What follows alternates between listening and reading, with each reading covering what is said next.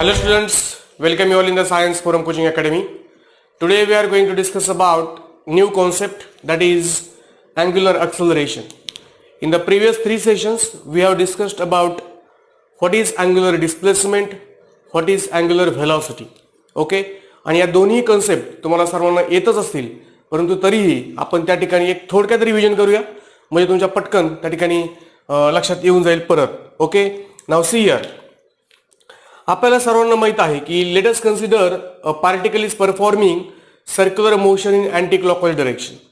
आणि हे आपण पहिल्या सेशनमध्ये आणि दुसऱ्या सेशनमध्ये प्रॉपरली डायरेक्शन सहित पाहिलेलं आहे. Okay, let us consider particle is performing circular motion in anti clockwise direction. आता मी हा असा इलिप्स का ड्रॉ केला आहे, कारण ही मोशन आहे हॉरिझॉन्टल सर्क्युलर मोशन. यालाच आपण युनिफॉर्म सर्क्युलर मोशन असंही म्हणतो. कळलं सर्वांना.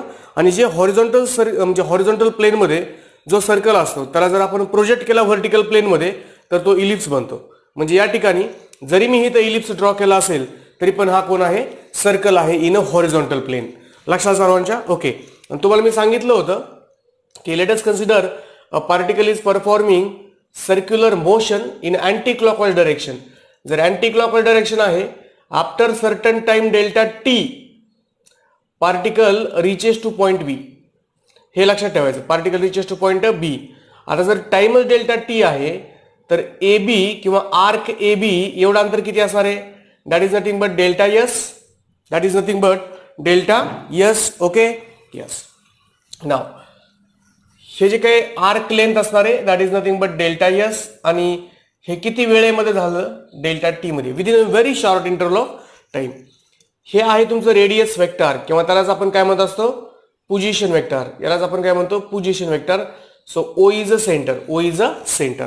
क्लिअर आहे, ओ इज अ सेंटर. बरोबर आहे की नाही. आता तुम्हाला सर्वांना आठवत पण असेल त्या दिवशी मी तुम्हाला त्या ठिकाणी पहिल्याच लेक्चरला एक्सपेरिमेंट करून दाखवला होता. Particle horizontal circular motion perform करते आणि ते पण अँटी क्लॉकवाइज डायरेक्शनने. मग ही जर सर्क्युलर मोशन आहे तर त्याला परपेंडिक्युलर डायरेक्शनला आपण काय दाखवत असतो, the direction of angular displacement and angular velocity. कळलं सर्वांना. If a particle is performing uniform circular motion or if a particle is performing circular motion in anti-clockwise direction, then omega bar and delta theta bar both are in upward direction. Okay, आता म्हणजेच याचा अर्थ या प्लेनला हे पहा, actually याचं जे मॅग्निट्यूड असणार आहे कशाचं, डेल्टा थीटाचं, हे मॅग्निट्यूड हे आहे. म्हणजे तो अँगल म्हणजे ते झालं त्याचं मॅग्निट्यूड. परंतु त्या ठिकाणी angular displacement is a vector quantity, angular velocity is a vector quantity. आणि म्हणून त्या ठिकाणी आपण with the help of right hand thumb rule we gives the direction of delta theta and delta omega. कळलं. आणि डेल्टा थीटा आणि delta omega त्या प्लेनला परपेंडिक्युलर असतात. जर अँटी क्लॉकवाइज डायरेक्शनने मोशन असेल तर अपवर्ड झालं, आणि जर क्लॉकवाइज असेल तर काय झालं, डाऊनवर्ड. या ठिकाणी मी अँटी क्लॉकवाइज सेन्स दाखवलेला आहे. म्हणजेच आपण काय म्हणू शकतो, डेल्टा थीटा बार आणि डेल्टा ओमेगा बार हे दोघं पण कशा आहेत, अपवर्ड डायरेक्शनला. कशा आहेत, अपवर्ड डायरेक्शनला. डेल्टा थीटा बार आणि डेल्टा ओमेगा बार हे लक्षात ठेवा. डेल्टा थीटा बार आणि डेल्टा ओमेगा बार. एक minute. Delta theta bar and delta omega bar कोणती पण डायरेक्शन दाखवा, no problem. Okay, let us say delta theta bar आणि डेल्टा ओमेगा बार. तुम्ही चेंज करून जरी दाखवलं तरीही चालते. बरं, हे लक्षात आलं का सर्वांच्या. आता आपल्याला अँग्युलर एक्सेलरेशन ही कन्सेप्ट शिकत असताना फक्त अँग्युलर व्हेलॉसिटीची डायरेक्शन महत्त्वाची ठरणार आहे. ओके, त्यामुळे मी सध्या फक्त या डायग्राममध्ये अँग्युलर व्हेलॉसिटीज दाखवतो. लक्षात आलं सर्वांच्या. आता ही तुम्हाला जरी अँग्युलर व्हेलॉसिटी, आता ह्याच्यामध्ये आपण हे पहा, अँग्युलर व्हेलॉसिटी डायरेक्शन दाखवणं मस्ट आहे. कशासाठी, अँग्युलर व्हेलॉसिटीची डायरेक्शन दाखवणं मस्ट आहे. कशासाठी, अँग्युलर एक्सेलरेशनची डायरेक्शन दाखवण्यासाठी. परंतु अँग्युलर व्हेलॉसिटी डायरेक्शन दाखवण्यासाठी आपल्याला राईट हँड थंब रूलचा यूज करावा लागतोय. कळलं का सर्वांना. Okay, yes. नाव सी, तुम्हाला आठवते का सर्वांना की आपण आपल्या क्लासमध्ये काही फॉर्म्युलेज लिहून घेतले होते आणि त्यामध्ये आपण हा फॉर्म्युला पण लिहिला होता. तर एक्सेलरेशन इज इक्वल टू काय असतं, व्हेलॉसिटी अपॉन टाइम, असा फॉर्म्युला आपण बेसिक फॉर्म्युलामध्ये लिहिलाय. ऍक्च्युअल केसमध्ये acceleration is equal to change in velocity upon time. म्हणजेच angular acceleration is equal to change in angular velocity upon time. हे लिहायचं का आता आपण? ओके, त्या ठिकाणी फॉर्म्युला लिहून घेऊ म्हणजे तुमच्या पण लक्षात येऊन जाईल. सो अँग्युलर एक्सेलरेशन हे आपण अल्फाने डिनोट करत असतो. कशाने? अल्फाने. Alpha is equal to change in angular velocity upon change in time. असं लिहिलं तरी चालतंय किंवा नुसतं टाइम लिहिलं तरीही चालतंय. हे लक्षात आलं का सर्वांच्या? हे लक्षात आलं का सर्वांच्या? ओके, आता angular acceleration alpha is equal to change म्हणजे फायनल मायनस इनिशियल. काय काय लोक त्या ठिकाणी फायनल ओमेगा एफ ने दाखवतील, मायनस ओमेगा इनिशियलचा आय दाखवतील, एनिथिंग. ओके, या ठिकाणी अपॉन टाइम. कधी कधी आपल्याला टाइमचा चेंज पण घ्यावा लागेल. हे तुम्हाला एकदम बेसिक टर्म्स मध्ये मी सांगितलं. हे कळलं का सर्वांना? So what is angular acceleration? Angular acceleration is the rate of change of angular velocity with respect to time. लक्षात सर्वांच्या? यालाच आपण कसं लिहू शकतो? यालाच आपण असं पण लिहितो, angular acceleration is equal to D omega by D T, the rate of change of angular velocity with respect to time. असंही लिहिलं जातं. कळलं? मला सांगा बरं, या ठिकाणी युनिट काय होईल? याचं युनिट काय होईल? तुम्हाला आठवतंय का? अँग्युलर व्हेलॉसिटीचं युनिट काय? अँग्युलर व्हेलॉसिटी आपण कशामध्ये मोजतो? रेडियन पर सेकंड. बरोबर ना? थीटा अपॉन टाइम म्हणल्यावरती, आणि आपण परत टाइम आहे म्हणजे याचा अर्थ आपण हे कसं उत्तर लिहिणार? That is nothing but radian per सेकंडचा स्क्वेअर. रॅडियन पर सेकंडचा स्क्वेअर. हे लक्षात राहील का सर्वांच्या? ओके, आणि मला सांगा त्याचं डायमेन्शन. सो अँग्युलर एक्सेलरेशनचं डायमेन्शन आपल्याला येतच आहे. सो अँग्युलर एक्सेलरेशनचं डायमेन्शन काय असणार आहे? इज इक्वल टू, बोला पटकन. So what is this? L0, M किती असणार आहे? 0, आणि टी असेल -2. रेडियनला काय आहे का डायमेन्शन? No dimension. ओके, तर हे डायमेन्शन. आता हा तुमच्या मनामध्ये प्रश्न आलाच असेल की सर ठीक आहे, एक्सेलरेशन कधी शक्य आहे? तर एक्सेलरेशन ज्या ज्या ठिकाणी व्हेलॉसिटी चेंज होईल, ज्या ज्या ठिकाणी व्हेलॉसिटी चेंज होईल त्या त्या ठिकाणी एक्सेलरेशन असणारच आहे. परंतु जर व्हेलॉसिटी चेंज नाही झाली, जर अँग्युलर व्हेलॉसिटी चेंज नाही झाली, तर त्या केसमध्ये एक्सेलरेशन काय येईल? 0 येईल. कारण पहा, चेंजच नाही झाली म्हणजे चेंज झालं म्हणजे डेल्टा इज इक्वल टू काय झालं? 0. म्हणजे त्या केसमध्ये आपण असं म्हणू शकतो की अँग्युलर एक्सेलरेशन काय असणार आहे? 0 असणार आहे. कळलं का सर्वांना? ओके, आता बेसिक आपण स्टेप बाय स्टेप सगळं शिकत जाणारच आहोत. ओके, आणि त्यावेळेस तुमच्या त्या सर्व काही गोष्टी लक्षात येऊनच जातील.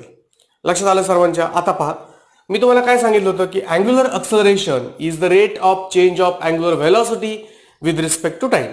So angular acceleration is denoted by letter alpha, okay, which is given by change in omega upon time. कळलं सर्वांना? आता हे लिहित असताना आपण तुमच्या नोटबुकमध्ये तुम्ही सर्वजण हे लिहित असताना तुम्ही हे कसं लिहिणार आहात? ओके, यस, तुम्हाला तसं PDF तर मी शेअर केलेलीच आहे आपल्या ग्रुपवरती. ओके, आता नाव सी हिअर. आता हे झालं तुम्हाला बेसिक अंडरस्टँडिंगसाठी. मला सांगा, आपण त्या ठिकाणी इन्स्टंटेनियस ची व्हॅल्यू लिहिली होती, आठवते का तुम्हाला? इन्स्टंटेनियस म्हणजे काय? इन्स्टंटेनियस म्हणजे when time t is equal to approximately 0. So instantaneous angular acceleration is given by instantaneous angular acceleration is given by instantaneous angular acceleration is given by. कसं लिहिणार आपण? तुम्हाला आठवते का सर्वांना? instantaneous angular acceleration is given by.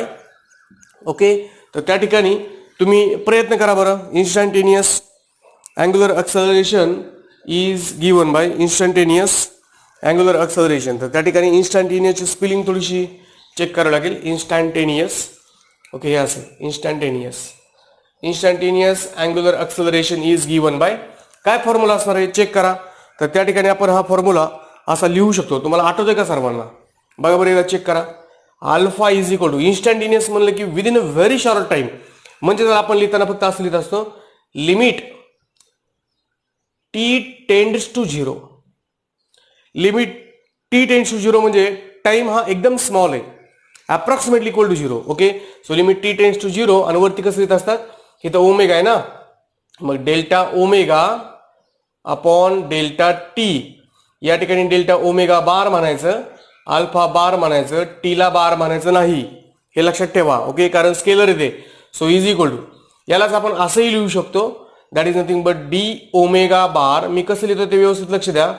इथे मी तुम्हाला तिथे लिमिट पुट केलंय का नाही पुट केलंय. ओके, येस, लक्षात ठेवा हे. So this is nothing but instantaneous angular acceleration. कळलं सर्वांना? The direction of angular acceleration is dependent on direction of omega. आता म्हणा सर ओमेगावरती डिपेंडंट आहे म्हणजे दोघांचे डायरेक्शन सेमच आहे का? अजिबात नाही. कळलं सर्वांना? जसा केसेस व्हॅरी होतील त्या प्रकारे अल्फाची डायरेक्शन सुद्धा काय होणार आहे? व्हॅरी होणार आहे. जर स्पीड वाढतच गेलं तर त्या पर्टिक्युलर केसमध्ये ओमेगा बार आणि अल्फा बारचे डायरेक्शन सेम येणार आहे. आणि जर स्पीड कमी होत गेलं तर त्या केसमध्ये ओमेगा बार ज्या डायरेक्शनला आहे त्याच्या विरुद्ध डायरेक्शनला अल्फा बार आहे. मग ओमेगा बारचे डायरेक्शन कोण सांगणार? Right hand thumb rule. मग त्याच्यावरती आपण डिस्कशन करणार. कळलं का सर्वांना? नवसी हे लक्षात आलं सर्वांच्या? तर हे एकदा रिवाइज करा. Angular acceleration is the rate of change of angular velocity with respect to time which is given by letter alpha. कळलं सर्वांना? सो हे आपण लिहू शकतो. क्लिअर आहे सर्वांना? नाव याचं डायमेन्शन पण आपण लिहिलेलं आहे. आणि the direction of what we can say angular acceleration is dependent on direction of angular velocity. परंतु अँग्युलर व्हेलॉसिटी डायरेक्शन कोण दाखवत असतं? Right hand thumb rule. म्हणजे अल्टिमेटली अँग्युलर एक्सेलरेशनचे डायरेक्शन पण कोणावर डिपेंड आहे? राईट हँड थंब रूलवरती. परंतु थोडासा या ठिकाणी सेन्स आपण वेगळा वापरायचा आहे. कसं? जसं की मी तुम्हाला अगोदर सांगितलेलं आहे. काय सांगितलं मी तुम्हाला? की या पर्टिक्युलर केसमध्ये जर स्पीड वाढतच गेलं, समजा हा फॅन आहे, हा फॅन आपण चालू केला की पहिल्या शॉटला फॅन रेस्ट कंडिशनला होता, आपण सुरू केला लगेच फॅन त्या ठिकाणी काय व्हायला? रिव्हॉल्व व्हायला लागला. म्हणजे त्याचं स्पीड वाढत गेले की नाही. आता स्पीड जर वाढलं, लक्षात ठेवायचं एकच, स्पीड जर वाढलं तर ओमेगा बारची आणि अल्फा बारची डायरेक्शन सेम असते. स्पीड जर कमी व्हायला लागलं तर ओमेगा बारची डायरेक्शन जी असेल त्याच्या अपोजिट डायरेक्शनला अल्फा बार असेल. हे सर्वांनी क्लिअर लक्षात ठेवायचं. लक्षात सर्वांच्या? Okay, yes. Now see if, आता पहा एक थोडंसं या ठिकाणी थोडं लॉजिक वापरूया आपण. If particle is performing circular motion in anti clockwise direction, तर आपल्याला सर्वांना माहित आहे ओमेगा बारची डायरेक्शन ही असणार आहे अपवर्ड. बरोबर? आपण लिहिताना कसं लिहायचं? If particle is performing circular motion in anti clockwise direction with increasing speed, म्हणजे फायनल स्पीड वाढले, with increasing speed, then omega bar and alpha bar both are in same direction. कळलं का? विथ इन्क्रीजिंग स्पीड आहे, anti clockwise आहे म्हणून omega बार वरती आहे, anti clockwise आहे म्हणून ओमेगा बार कुठं आहे? वरती आहे. ओके, मग ज्या डायरेक्शनला ओमेगा बार आहे त्याच डायरेक्शनला तुमचा कोण आहे? अल्फा बार आहे. लक्षात सर्वांच्या? ओके, काय म्हणणार आपण? इफ पार्टिकल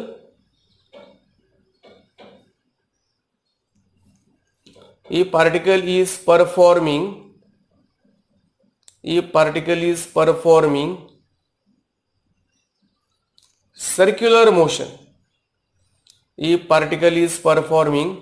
circular motion,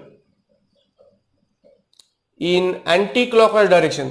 पहिल्या स्टार्टला आपल्या हे डोक्यात आलंच पाहिजे की पहिल्यांदा ओमेगा बारची डायरेक्शन दाखवून घ्यायची as per the rule. Okay, so if a particle is performing circular motion in anti clockwise direction, if particle is performing circular motion in anti-clockwise direction with increasing speed, हे महत्वाचे, with increasing speed. जर speed वाढत असेल तर, जसं की if we switch on the fan then its speed increases. In this case alpha bar and omega bar both are in same direction, that is nothing but upward. Okay, so if a particle is performing circular motion in anti-clockwise direction with increasing speed, then alpha bar and omega bar both are upward.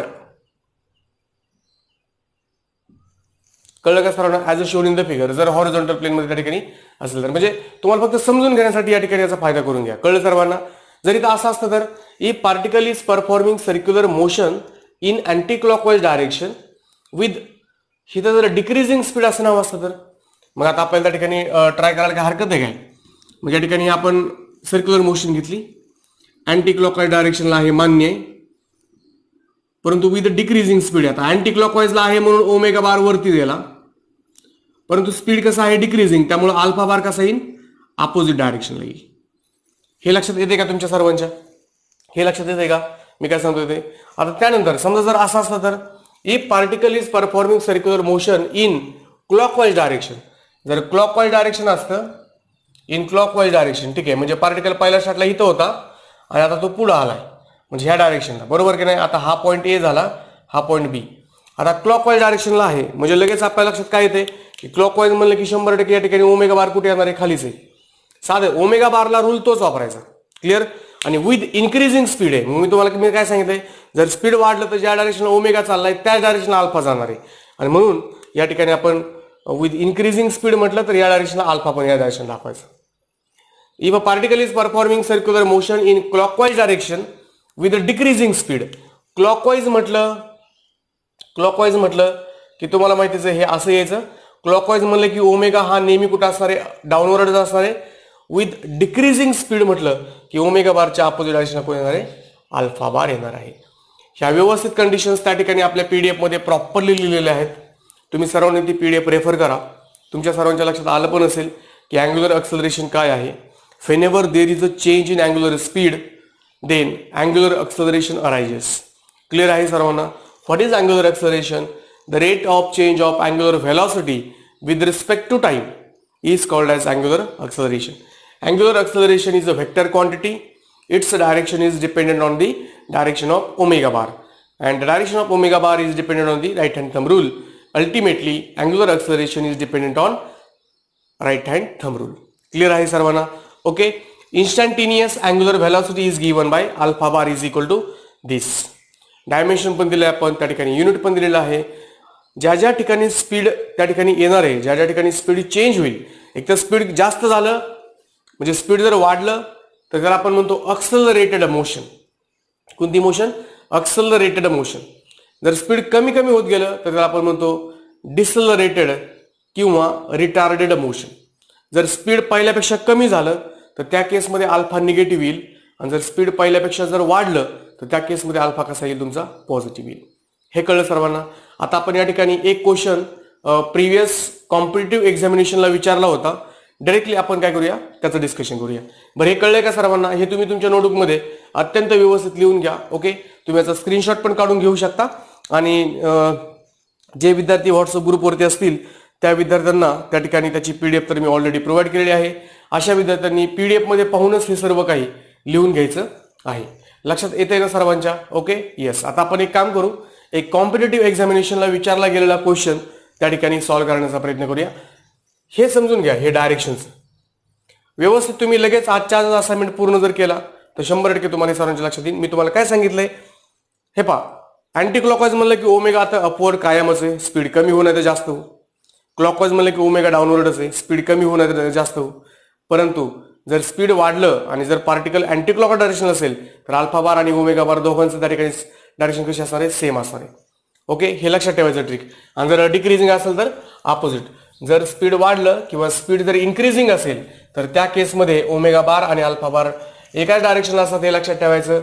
आणि जर speed decreasing असेल तर omega बार ज्या डायरेक्शनला असेल त्याच्या opposite डायरेक्शनला कोण दाखवायचं? Alpha bar त्या ठिकाणी दाखवायचं आहे. लक्षात आलं सर्वांच्या? आता एक क्वेश्चन होता प्रिव्हियस इयरला विचारलेला क्वेश्चन एका कॉम्पिटिटिव्ह एक्झामिनेशन मध्ये. ओके, तर तो क्वेश्चन आपण एक काम करूया, आपण त्या ठिकाणी असं म्हणायचं नोट आणि लिहून टाकायचा क्वेश्चन. त्या ठिकाणी म्हणायचं नोट म्हणायचं आणि नोट म्हणून लिहून टाकायचं. Okay, yes, note. हे पहा, अल्फा इज इक्वल टू काय? Change in omega upon time, बरोबर आहे की नाही? त्याच्यावरती आपण न्यूमेरिकल पण सॉल्व्ह करणार आहोत. Is equal what is the change in omega? That is final omega minus initial omega upon time. What is omega? Omega is 2 पाय n minus what is omega 1? त्याला पण आपण 2 पाय nच लिहू. ओमेगा 2 म्हणजे 2 पाय n2 फायनल फ्रिक्वेन्सी आणि 2 पाय n1 अपॉन काय टी. लक्षात आलं का सर्वांच्या? क्लिअर आहे का सर्वांना? यालाच आपण असंही लिहू शकतो. ओमेगा म्हणजे 2 पाय व्हॉट इज n? n म्हणजे 1 अपॉन टी. आठवते का?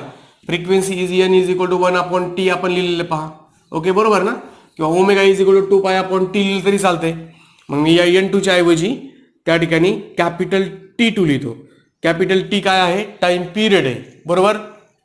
Minus 2 pi upon capital T1 हे लक्षात ठेवा. 2 पाय अपॉन स्मॉल टी आहे. क्लिअर आहे सर्वांना? लक्षात येते का सर्वांच्या? हे कळलं का? किंवा मग डायरेक्टली तुम्ही ओमेगाच्या ऐवजी 2 पाय अपॉन टी जर लिहिलं असतं तरी चाललं असतं. आपल्याला तोही फॉर्म्युला माहिती. हे लक्षात आलं सर्वांच्या? ठीक आहे. मग इज इक्वल टू या ठिकाणी आपण असं म्हणूया 2 पाय ब्रॅकेटमध्ये काय काय शिल्लक राहते? 2 पाय ब्रॅकेटमध्ये 1 upon capital T2 minus 1 upon capital T1 आणि अपॉन त्या ठिकाणी आहे स्मॉल टी. हे लक्षात येते ना? ओके. नाव ह्याला जर आपण फर्दर कॅल्क्युलेशन जर केले तर काय भेटेल? So is equal to 2 pi upon small T मान्य आणि ब्रॅकेटमध्ये कॅल्क्युलेशन्स करा. दीर्घ गुणाकार करा. T1 minus T2 upon T1 T2 time period 1 आणि time period 2 is equal to यालाच आपण असं लिहूया 2 पाय T1 minus T2 upon T1 T2 small T. हे कळलं का सर्वांना? ऍक्च्युली हे लक्षात ठेवायचं त्या ठिकाणी काय कारण येत नाही, परंतु कधी कधी जर आपल्याला क्वेश्चन विचारलाच तर त्या ठिकाणी आपण हे पण इक्वेशन वापरू शकतो किंवा हे पण इक्वेशन वापरू शकतो. त्यामुळे हेही लक्षात ठेवणं गरजेचं आहे. कळलं? If a particle starts from the rest तर ओमेगा 1 म्हणजे ओमेगा इनिशियल 0 असेल बरोबर ना. If particle starts from the rest, जर पार्टिकल रेस्ट कंडिशन पासून सुरू झाला तर त्या केसमध्ये इनिशियल स्पीड काय असणार आहे? इनिशियल अँग्युलर स्पीड हे 0 असणार आहे. इफ पार्टिकल स्टॉप्स, जर पार्टिकल थांबला फायनली तर फायनल अँग्युलर स्पीड त्या ठिकाणी काय असेल? 0 असेल किंवा फायनल अँग्युलर व्हेलॉसिटी काय असेल? 0 असेल. बरं आपण त्याबद्दल नंतर बोलूया. पुढच्या लेक्चरमध्ये आपण त्या ठिकाणी अल्फावरती आधारित असणारे न्यूमेरिकल्स बद्दल डिस्कशन करणार आहोत. परंतु आज जेवढं काही मी तुम्हाला शिकवलेलं आहे हे एवढं तुम्ही तुमच्या नोटबुकमध्ये अत्यंत व्यवस्थित लिहून घ्यायचंय. ओके. काही जर डाऊट असेल तर डेफिनेटली कॉल करून विचारायचे, मी तुम्हाला समजून सांगेल. परंतु त्या ठिकाणी अजिबात पाठीमागं पडायचं नाहीये. कळलं? काहीच पेंडिंग ठेवायचं नाहीये. जसे लेक्चर येतील तसे लेक्चर लगेच बघून टाकायचे, जेणेकरून तुमचा जो काय अभ्यास आहे हा एकदम प्रॉपर वेने किंवा प्रॉपर ट्रॅकवरती असेल किंवा तुम्ही त्या ठिकाणी रेग्युलरली अभ्यास करून कन्सिस्टन्सी ठेवून व्यवस्थित छान असा स्कोर करू शकता. कळते सर्वांना? Okay. So this is all about angular acceleration. So let us stop here today. Okay, all the best.